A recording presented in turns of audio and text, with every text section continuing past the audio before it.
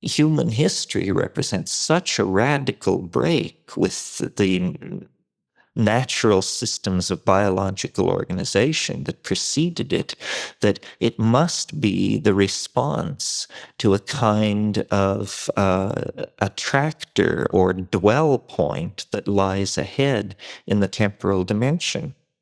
Persistently, Western religions have integrated into their theologies the notion of a kind of end of the world.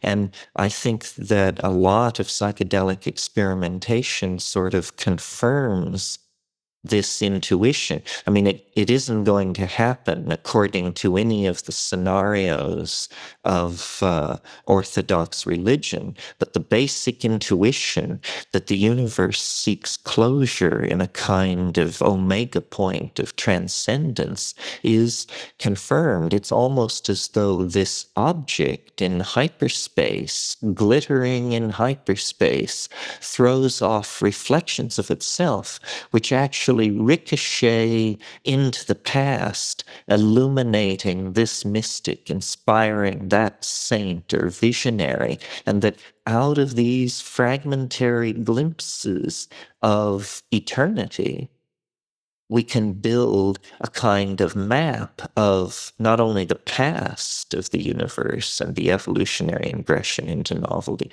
but a kind of map of the future. This is what shamanism has always been about. A shaman is someone who has been to the end. It's someone who knows how the world really works.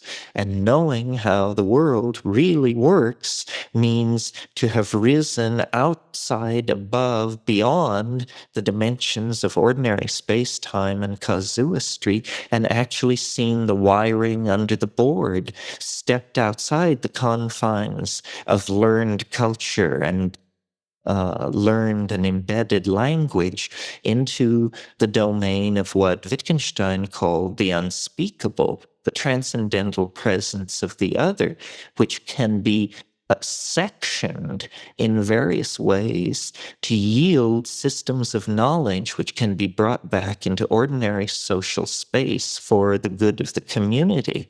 So in context of 90% of human culture, the shaman has been the agent of evolution, because the shaman learns the techniques to go between ordinary reality and the domain of the ideas, this higher dimensional continuum that is somehow parallel to us, available to us, and yet ordinarily occluded by the cultural convention out of fear of the mystery, I believe.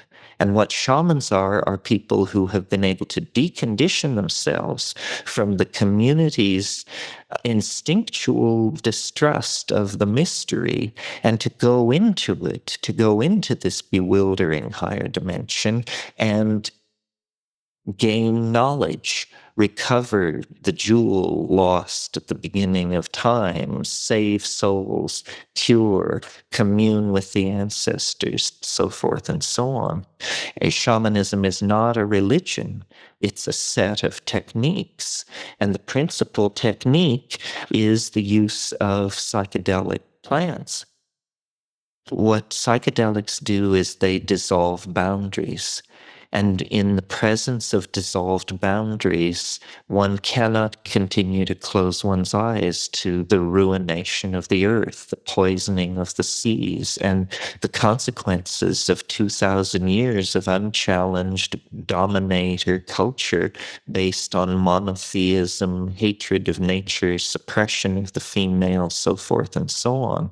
So what shamans have to do is act as exemplars by making this cosmic journey to the domain of the Gaian ideas and then bringing them back in the form of art to the struggle to save the world. The planet has a kind of intelligence that it can actually open a channel of communication with an individual human being. The message that nature sends is transform your language through a synergy between electronic culture and the psychedelic imagination, a synergy between dance and idea, a synergy between understanding and intuition, and dissolve the boundaries that your culture has sanctioned between you. Become part of this Gaian supermind. I mean, I think it's fairly profound. It's fairly apocalyptic. History is ending. I mean, we are to be the generation that witnesses the revelation of the purpose of the cosmos. History is the shockwave of the eschaton. History is the shockwave of eschatology. And what this means for those of us who will live through this transition into hyperspace is that we will be privileged to see the greatest release of compressed change probably since the birth of the universe. The 20th century is the shudder that announces the approaching cataracts of time over which our species and the destiny of this planet is about to be swept. If the truth can be told so as to be understood, it will be believed. The emphasis in house music and rave culture on physiologically compatible rhythms and this sort of thing is really the rediscovery of the art of natural magic with sound. That sound, properly understood, especially percussive sound, can actually change neurological states, and large groups of people getting together in the presence of this kind of music are creating a telepathic community, a bonding that hopefully will be strong enough then to carry the vision out into the mainstream of society.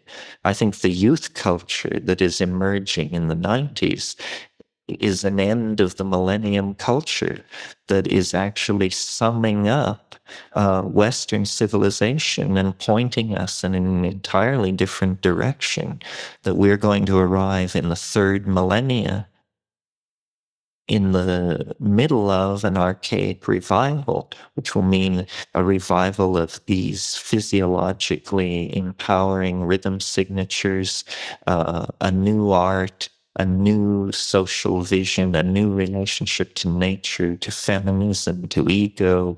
All of these things are taking hold, and not a moment too soon.